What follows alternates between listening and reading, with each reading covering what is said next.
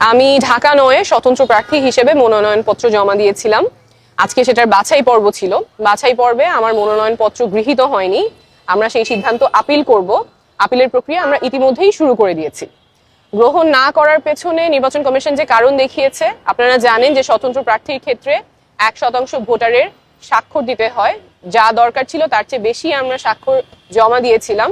সেখান থেকে তারা 10 জনের তথ্য ভেরিফাই করতে গিয়েছেন, 10 জনেরই সত্যতা তারা খুঁজে পেয়েছেন, কিন্তু এই 10 জনের মধ্যে 2 জনের ক্ষেত্রে তারা দেখেছেন তারা ঢাকা নয়ের ভোটার না, এবং এই 2 জনেরই জানার কোনো উপায় ছিল না তারা ঢাকা নয়ের ভোটার না। তারা জানতেন যে তারা ঢাকা নয়ের ভোটার। একজনের পকেটে যে এনআইডি কার্ড ছিল, সেই এনআইডি কার্ডের ঠিকানা অনুযায়ী উনি ঢাকা নয়ের ভোটার।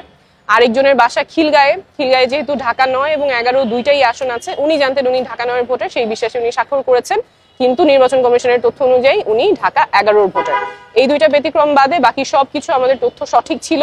আমরা আপিল করব এবং আমরা যেই লড়াইয়ে নেমেছি, স্বচ্ছতা এবং জবাবদিহিতার রাজনীতি, সেই লড়াই আমাদের চালু থাকবে।